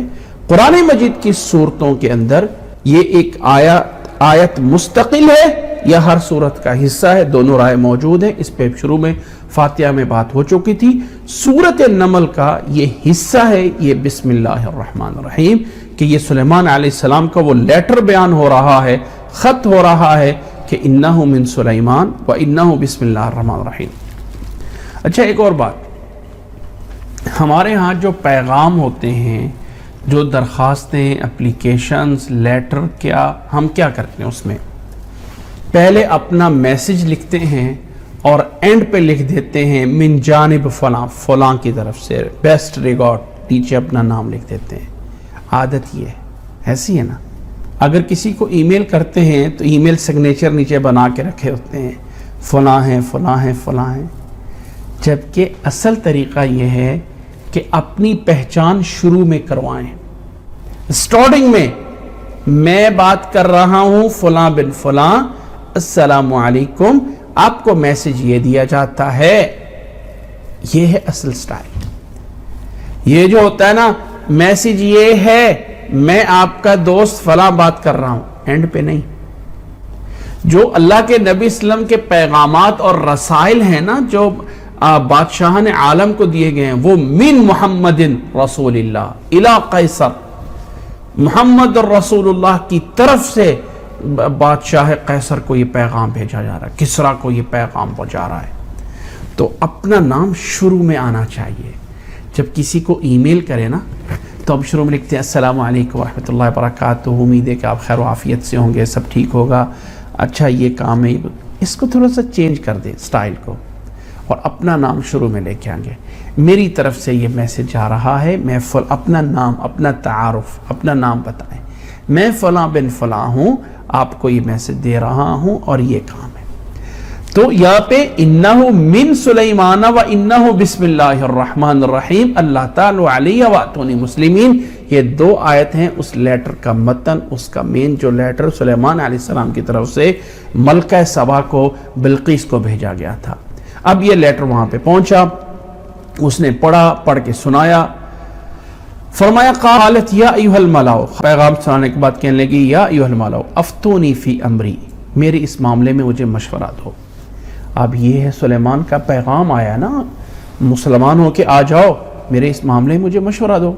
ما کنت قاطعۃ امرا حتی تشہدون، یہ بڑی عقل مند تھی۔ تاریخ کہتی ہے کہ ملکہ سبا جس کا نام بلقیس آیا بڑی سمجھدار تھی، کیونکہ یہ باتیں سمجھداری والی ہیں، کوئی ہٹ درمی نہیں کی، کوئی عناد نہیں کیا، مشورہ تسلی سے کیا ہے، اور جو عقل مندی سے کام لینا چاہیے وہ کیا ہے، بڑی عقل مند تھی۔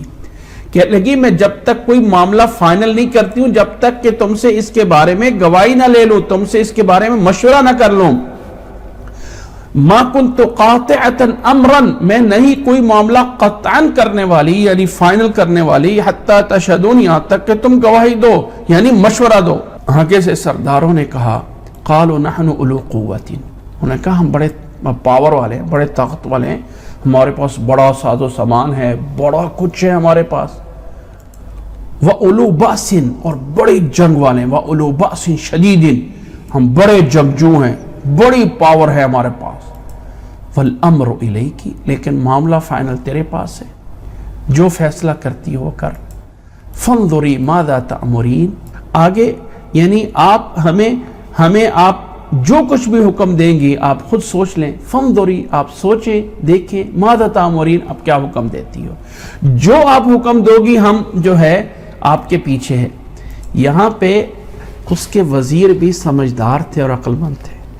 آج کل کے نعوذ باللہ کوئی حکمران ہوں اور آج کل کے کوئی سیاسی گروہ ہوں، تو اگر وہ کسی سے مشورہ کر لینا کہ یہ کام فلانا ہمیں کہتا ہے تم نیچے ہو جاؤ، فلانا ہمیں کہتا ہے ہم اس سے ہار جاؤ، تو کیا ہم ہار جائیں؟ کہے گا نہیں ہم بڑے ہیں، آگے بڑا قدم بڑھاؤ، ہم تمہارے ساتھ ہیں۔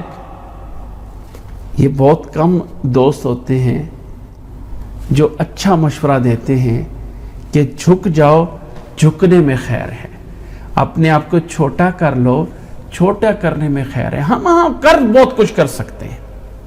جب بیٹی آتی ہے نا داماد کے گھر سے، اور بیٹی آ کے بڑی شکایتیں لگاتی ہیں، میرا خامد یہ نہیں کرتا، وہ نہیں کرتا، وہ ماں باپ بڑے سمجھدار ہوتے ہیں جو کہتے ہیں کہ بیٹی اپنے آپ کو سیدھا کرو اور معاملات کو اس طریقے سے سلجھاؤ، وہ بڑے سمجھدار ہوتے ہیں۔ لیکن جو ماں باپ یہ ہوتے ہیں، اچھا اس نے یہ بول دیا، اس نے یہ کہہ دیا، اچھا اس نے یہ کہا، ہم تو اینٹ کا جواب پتھر سے دیں گے، ہم یوں ماریں گے، یوں کریں گے، وہ خاندان کبھی نہیں چلتے ہیں۔ تو وزیروں نے کہا ہم بڑے طاقتور ہیں لیکن معاملہ آپ ہے، آپ جیسے فرماتی ہیں ہم کرتے ہیں۔ آگے سے پھر سمجھداری کی بات کرتی ہے، قالت ان الملوک اذا دخلوا القریہ، کہتی ہے کہ جب بادشاہ کسی بستی میں داخل ہوتے ہیں نا، قانون یہ ہے کہ افسدوہا، ملکہ بلقیس اپنا نہیں سوچ رہی ہے، اپنی رعایا کا سوچ رہی ہے۔ میں تو بھاگ جاؤں گی یا دوڑ جاؤں گی، بیرون ملک نکل جاؤں گی، یہ نہیں سوچا، اپنی رعایا کا کہا۔ جب بادشاہ کسی بستی میں داخل ہوتے ہیں تو اس کو تباہ کر دیتے ہیں۔ وَجَعَلُوا أَعِزَّةَ أَهْلِهَا أَذِلَّةً، اور وہاں رہنے والوں کی عزت کو ذلت میں بدل دیتے ہیں۔ وَكَذَلِكَ يَفْعَلُونَ، اور بادشاہ ایسے ہی کیا کرتے ہیں۔ اب یہ جو سلیمان علیہ السلام بادشاہ کا میرے پاس خط پہنچا ہے، ذرا میں دیکھوں تو صحیح کہ یہ بادشاہ کیسا ہے، کیا یہ لالچی ہے نعوذ باللہ، تھوڑا سا بہت لے کے گزارا کر لے گا، یا واقعتاً کوئی سمجھدار ہے؟ سب سے پہلے ہدیے بھیجتی ہے، تحفے بھیجتی ہے۔ وَإِنِّي مُرْسِلَةٌ إِلَيْهِمْ بِهَدِيَّةٍ، اور میں ان کی طرف ایک ہدیہ جو ہے، تحفے جو ہے وہ بھیج رہی ہوں، گفٹ بھیج رہی ہوں، میں اس کی طرف کوئی ہدیے بھیجنے والی ہوں۔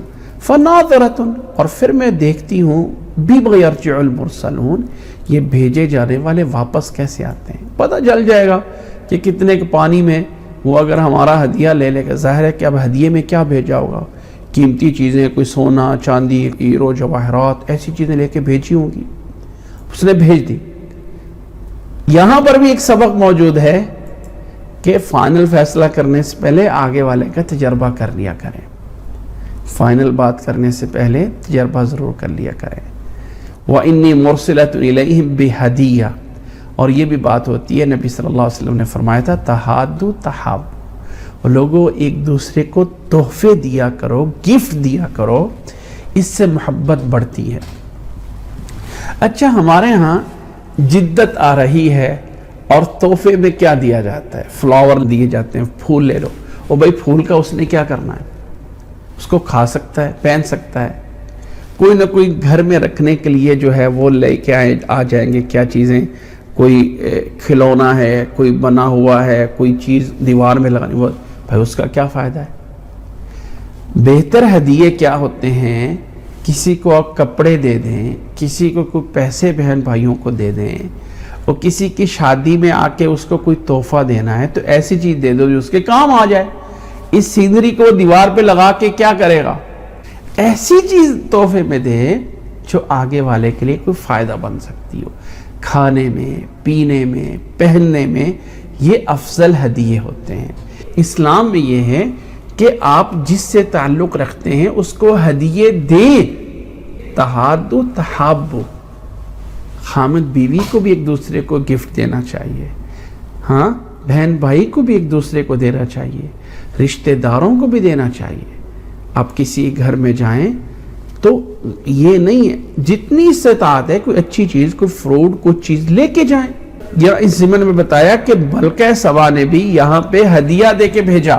جب وہ ہدیے سلیمان السلام کے پاس پہنچے، فلما جاء سلیمان قال تمدوننی بمال، سلیمان علیہ السلام نے کہا کہ تم مجھے مال دے کے مجھے میری مدد کرنا چاہتے ہو؟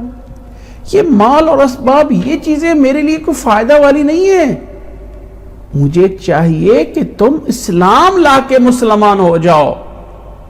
فرمایا فما آتانی اللہ خیر مما آتاکم، جو اللہ نے مجھے دیا ہے وہ اس سے کہیں بہتر ہے.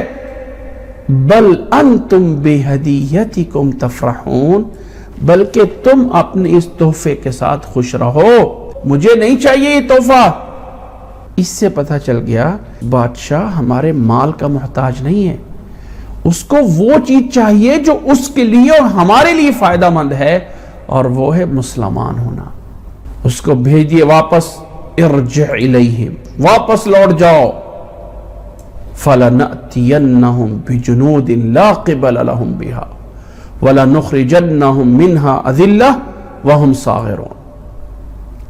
فرمایا کہ واپس لوٹ جاؤ اور ہم ایسا لشکر لے کے ان کے سامنے آتے ہیں، لا قبل لہم بہا، جس کا وہ مقابلہ نہیں کر سکیں گے. وَلَنُخْرِجَنَّهُمْ مِنْهَا أَذِلَّةً، اور وہاں سے سبا سے انہیں رسوا کر کے نکالا جائے گا. وَهُمْ صَاغِرُونَ، اور وہ چھوٹے ہوں گے. اگر وہ یہ سمجھتے کہ ہدیے سے کام چلے گا، نہیں، یہ نہیں چاہیے. اب جب واپس پہنچے، واقعہ قرآن مجید میں مختصراً ہوتا ہے، جب واپس پہنچے انہوں نے آ کے بتایا. اب ظاہر ہے کہ ملکہ نے سمجھ لیا کہ نہیں، وہ ایسا بادشاہ نہیں ہے جو ہم سے مال اور ہم سے ٹیکس لے کے ہمیں لے کے یوں ہی چھوڑ دے گا. نہیں، وہ کہتا ہے تابع ہو جاؤ. اب پتہ چل گیا، پیغام آ گیا کہ وہ مسلمان ہو کے آ رہی ہے یا وہ تابع ہو کے آ رہی ہے. سلیمان علیہ السلام کو خبر پہنچی. سلیمان علیہ السلام کو پتہ چلا اس کا. قال یا ایھا الملأ ایکم یأتینی بعرشھا قبل ان یأتونی مسلمین. سلیمان علیہ السلام کے پاس جب یہ میسج پہنچ گیا کہ وہ اب آ رہی ہے، تو سلیمان علیہ السلام نے اپنے سرداروں کو جمع کیا، اپنے وزیروں اور مشیروں کو جمع کیا اور فرمایا ایکم یأتینی بعرشھا. اب حدود نے بتایا تھا نا اس کا تخت بڑا ہے. کہا کون ہے تم میں سے جو اس کا تخت میرے پاس لا سکتا ہے قبل ان یاتونی، ان کے آنے سے پہلے پہلے. اب سارے کے پیغام مل گیا ہوگا کہ وہ آ رہے ہیں، کیونکہ سلیمان علیہ السلام کا پہلا پیغام تو یہ تھا نا، اللہ تعالی علی واتونی مسلمین، مسلمان ہو کے آ جاؤ. تو اب جب پتہ چلا وہ آ رہے ہیں تو سلیمان علیہ السلام نے کہا کہ ان کے آنے سے پہلے قبل ان یاتونی مسلمین، مسلمان ہو کے یا فرما بردار ہو کے آنے سے پہلے پہلے کون ہے جو اس کے عرش کو یہاں پہ لا سکتا ہے، اس کے تخت کو. قال عفریت من الجن، جنوں کی فوج میں سے ایک عفریت، عفریت کہا جاتا ہے جو بڑا ہیکل، بڑا پاور والا، ایک بڑا پاور والا جن تھا. اب یہ مسافت کتنی ہے؟ سلیمان علیہ السلام فلسطین میں ہے اور سبا یمن میں ہے. یمن کا علاقہ ہے قوم سبا کا، پورا 2 مہینے کا سفر ہے. وہاں سے لا کے آنا ہے یہاں پہ فلسطین میں. کون ہے جو لا سکتا ہے؟ کون ہے؟ قال عفریت، جنوں میں سے ایک جو بڑا دیو ہیکل جن تھا، جو بڑا یعنی پاور والا تھا جن تھا، وہ کہنے لگا، عفریت کہتے ہیں کسی پاور والے جن کو، انا آتی کبھی قبل ان تقوم من مقامک، کہ اے سلیمان آپ کے اٹھنے سے پہلے پہلے میں اس تخت کو وہاں سے یہاں تک لا سکتا ہوں. اب اگر اتنا بڑا تھا کہ ایک بندہ تو اسے اٹھا نہیں سکتا، یہ جن کے پاس طاقت تھی کہ یہ وہاں سے اٹھا کے یہاں لے کے آ جائے گا آپ کے کھڑے ہونے سے، یعنی آپ کی مجلس ختم ہونے سے پہلے پہلے. اور اس جن نے کہا وَإِنِّي عَلَيْهِ لَقَوِيٌّ أَمِينٌ، اور میں یہ کام کرنے میں بڑا طاقتور ہوں، میں اس پہ قادر ہوں اور پوری طرح امانت دار ہوں. اسے لے کے آؤں گا اور اس میں کوئی ہیر پھیر، کوئی رد و بدل نہیں ہوگا. اس کے تخت کو پورا صحیح سلامت یہاں پہ پہنچاؤں گا. یہ ایک جن نے کہا سلیمان علیہ السلام کے لشکر سے.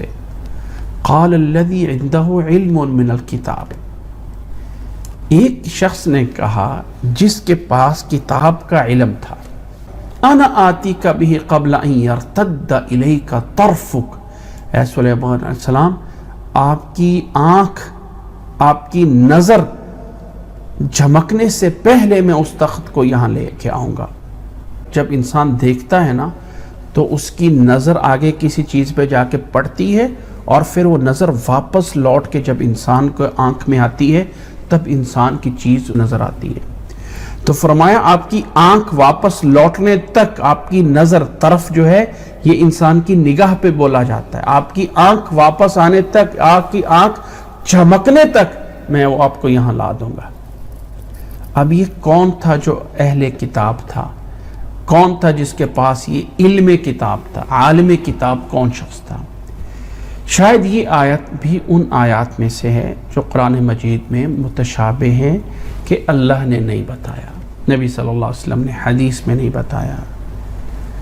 کچھ اسرائیلی روایات ہے کہ سلیمان علیہ السلام کا ایک وزیر تھا بلخیہ، آصف بلخیہ، وہ بڑا عالم تھا، بڑا عبادت گزار تھا.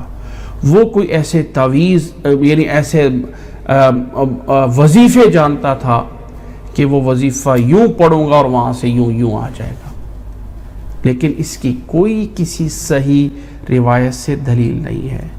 ہاں کچھ مفسرین کا خیال یہ ہے کہ اس سے مراد خود سلیمان علیہ السلام بھی ہے، کہ سلیمان علیہ السلام کے پاس یہ کتاب کا علم تھا نا. وہ زبور کتاب جو داؤد علیہ السلام کو دی گئی تھی، وہ کتاب کا علم تو تھا نا، وہ ابھی شریعت تو تھی نا وہی.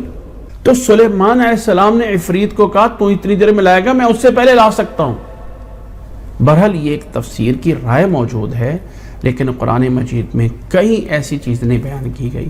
اور جن چیزوں کو قرآن مجید اگنور چھوڑ دیتا ہے ان چیزوں کو چھوڑنے میں عافیت ہے.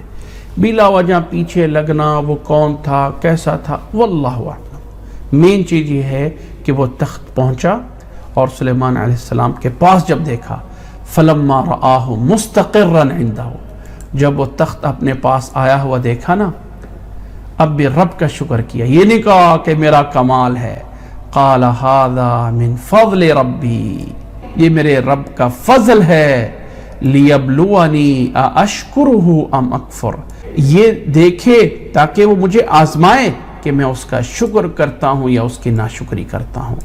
فمن شکر فانما یشکر لنفسی، اور جو کوئی بھی شکر کرتا ہے وہ اپنے لیے ہی کرتا ہے، اپنے ہی فائدے کے لیے کرتا ہے. ومن کفر فإن ربی غنی کریم، اور جو کوئی ناشکری کرتا ہے تو میرا رب بے نیاز ہے، غنی ہے، کریم ہے، بے نیاز ہے. اب تخت پہنچا، رب کا شکر ادا کیا. قال نکروا لها عرشها، سلیمان السلام نے کہا اس تخت کو کچھ رد و بدل کر کے، تھوڑا سا اس کو یعنی اس میں کچھ رد و بدل کرو. ننظر اتہتدی ام تکون من الذین لا یہتدون، دیکھتے ہیں وہ اپنے اس تخت کو دیکھ کے اسے پہچان سکتی ہے یا نہیں پہچانتی. فلما جاءت، جب وہ ملکہ پہنچی، قیل اہکذا عرشک، اسے کہا گیا تیرا اس طرح کا تخت ہے جو تو سمجھتی بہت بڑا ہے. قالت کأنہ ہوا، کہنے لگی یہ تو لگتا ہے وہی ہے. وَأُوتِينَ الْعِلْمَ مِنْ قَبْلِهَا، ہمیں اس سے پہلے بھی اس بات کا علم تھا کہ سلیمان علیہ السلام یہ کچھ کر سکتے ہیں، بڑے طاقت والے ہیں. من قبلها وَكُنَّا مُسْلِمِينَ، اور ہم تھے مسلمان، اور ہم تھے فرما بردار یا مسلمان.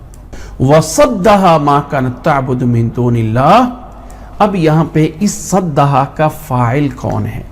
اور روک دیا تھا اس کو اللہ کی عبادت سے، ان چیزوں نے جنہیں وہ اللہ کے علاوہ جن کی پوجا کرتے تھے. ایک مفہوم یہ ہے کہ وہ گویا کہ پہلے سے مانتی تھی سلیمان علیہ السلام کو اور جانتی تھی صحیح ہے، لیکن جن چیزوں کا وہ شرک کرتے تھے ان چیزوں نے انہیں اللہ کی عبادت سے روکا ہوا تھا. ایک معنی یہ. دوسرا معنی یہ ہے کہ سلیمان علیہ السلام کے بعد جب آئی اور تخت دیکھا تو وَصَدَّهَا، یعنی سلیمان علیہ السلام نے اس ملکہ بلقیس کو روک دیا ان چیزوں سے جو وہ اللہ کے علاوہ جن کو پوجتے تھے.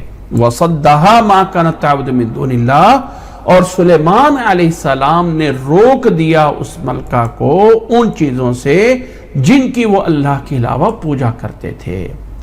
انہا کانت من قوم کافرین، بے شک وہ پہلے کافر قوم سے تھی، پہلے مسلمان نہیں تھی، فرما بردار ہو سکتی لیکن مسلمان نہیں تھی پہلے، اب مسلمان ہو گئی۔ قیل لها ادخل الصرح، اب سلیمان علیہ السلام نے اسے ایک محل میں داخل کرنا چاہا۔ یہاں سے نعوذ باللہ یہود نے سلیمان علیہ السلام کی شان میں گستاخی کی ہوئی ہے کہ سلیمان علیہ السلام اس عورت کو یوں دیکھنا چاہتے تھے، یوں کرنا چاہتے تھے، یہ کیا وہ کیا۔ انبیاء کی عزت اور تکریم اور ان کا احترام سب لازم ہے۔ اب اسے سلیمان علیہ السلام نے اسے کہا قیل لها ادخل الصرح، اسے کہا گیا قیل داخل ہو جاؤ محل میں، چلو داخل ہو جاؤ محل میں۔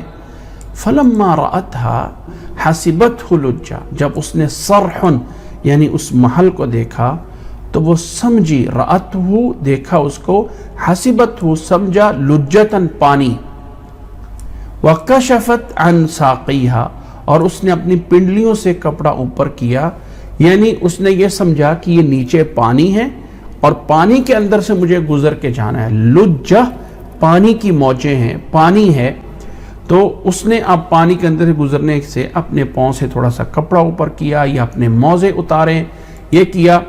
قال فرمایا انہ صرح ممرد من قواریر، فرمایا کہ یہ محل میں، یہ جو محل ہے یہ شیشے کی عمارت ہے۔ صرح ممرد، یہ ممرد جو ہے وہ شیشے کو بولا جاتا ہے، یہ اس سے بنا ہوا ہے۔ صرح ممرد من قواریر، قواریر سے بنی ہوئی یہ بلڈنگ ہے، قواریر بھی اس کو بولتے ہیں، شیشے کو بولتے ہیں۔ اور صرح ممرد، یہ قلعہ، یہ محل بنایا گیا ہے، جوڑا گیا ہے۔ یہ جو نیچے شیشہ نظر آ رہا ہے، یہ نیچے جو پانی نظر آ رہا ہے، یہ پانی نہیں ہے، یہ شیشہ ہے۔ اب وہ عورت سمجھ گئی کہ یہ جو ہے وہ میرے لیے، میں تو اس کو بھی نہیں پہچان سکی، تو قالت، فرمانے لگی رب انی ظلمت نفسی واسلمت مع سلیمان للہ رب العالمین، اے اللہ جو کچھ میں نے پہلے کیا تھا، اے اللہ میں نے اپنی جان پہ ظلم کیا تھا، اے اللہ مجھے، گویا کہ جب انسان کہتا ہے نا رب انی ظلمت نفسی، اے اللہ میں نے اپنے نفس پہ ظلم کیا ہے، گویا کہ اللہ مجھے معاف فرما دے۔ وَأَسْلَمْتُ مَعَ سُلَيْمَانَ لِلَّهِ رَبِّ الْعَالَمِينَ، اور میں مسلمان ہوتی ہوں سلیمان علیہ السلام کے ساتھ اس اللہ کے لیے جو رب العالمین ہے۔ یہاں پہ دو باتیں سمجھنے والی ہیں۔ نمبر ایک کہ یہ مسلمان ہو گئی اور اس کا نام تاریخ میں ملکہ بلقیس کے نام سے ہے، اور کچھ مورخین لکھتے ہیں کہ سلیمان علیہ السلام کا اس سے نکاح ہوا، شادی ہوئی، لیکن واللہ عالم کوئی صحیح روایت اس کی تصدیق نہیں کرتی ہے۔ کسی بھی معتبر روایت میں اس کی دلیل نہیں ہے کہ سلیمان علیہ السلام کا اس سے نکاح ہوا یا شادی ہوئی، اس کی کوئی دلیل نہیں ہے، واللہ عالم۔ دوسرا یہ ہے کہ کشفت عن ساقیہا، اس نے اپنی پنڈلی سے کپڑا اٹھارا، یہ الفاظ کا معنی اسی طرح ہے، نہ یہ ہے کہ یہ محاورہ ہے۔ کچھ لوگ کہتے ہیں کہ یہ محاورہ ہے، یعنی جب اسے کہا گیا نا کہ محل میں داخل ہو تو وہ گھبرا گئی، تو پنڈلی سے کپڑا اٹھانا بمانا گھبراہٹ کے ہے کہ وہ گھبرا گئی کہ میں کیسے داخل ہوتی ہوں، تو پنڈلی سے کپڑا اٹھانا بمانا گھبرانے کے نہیں ہے، بلکہ اس کا مطلب کپڑا اٹھا کے پانی سے گزرنا تھا، جو کہ اپنے اصلی معنی میں ہے۔ یہ دو باتیں ہیں، اور یہاں آ کے ہم اس واقعے پہ اختتام کرتے ہیں۔ اس کے بعد اس صورت میں آگے بھی واقعات بیان ہوتے ہیں، آج ہم یہیں پہ اکتفا کرتے ہیں۔ اللہ ہمیں سمجھنے کی اور اللہ ہمیں عمل کرنے کی توفیق عطا فرمائے۔ جزاکم اللہ احسن الجزاء، وآخر دعوانا ان الحمد للہ رب العالمین۔